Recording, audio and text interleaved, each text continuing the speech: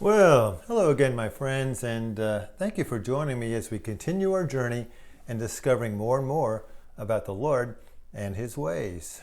So, today I'm going to share with you a concept that is one of the most freeing concepts about the character of God than you can imagine. I mean, it'll save you so much heartache down the road if you can grasp this. I really hope you're able to do that. It's the idea of the Lord as our fluid commander. And you might be thinking, now what? Let me take you to a military base. A good buddy of mine tells me the story of how when he was inducted into the military, one of the most difficult things all the new guys had to learn was how to put on a uniform, how to iron it. You know, the buttons have to be a certain way and it has to be ironed a certain way, the beds, everything, except for one thing.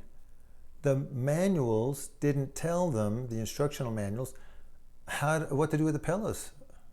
And they began to talk among each other on that first day. The guys were making up for the bed, furiously trying to do it correctly so they could pass inspection. What do we do with the pillows? It doesn't say anything in the manual. Do you know? No, I don't know. I mean, do you lean it up against the back? Is it supposed to go flat? Is the opening on the right? Is the opening in the pillowcase on the left? Is it folded under? Well, they just had to make a decision and make sure they all did the same thing, so they did.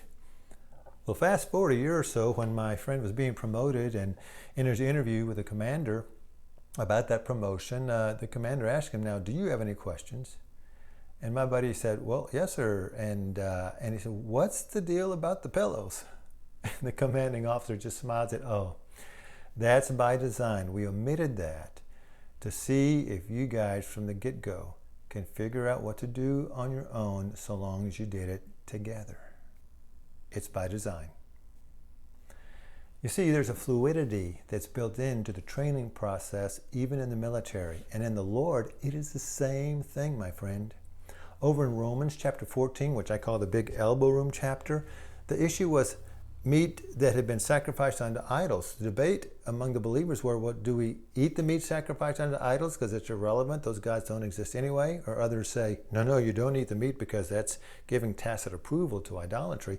Well, they were split. And when they asked Paul basically said this in Romans 14:5. Well, okay, each person must be fully convinced in their own mind. Some eat the meat as unto the Lord in good conscience. Some don't eat the meat as unto the Lord in good conscience. There's a fluidity in what God expects.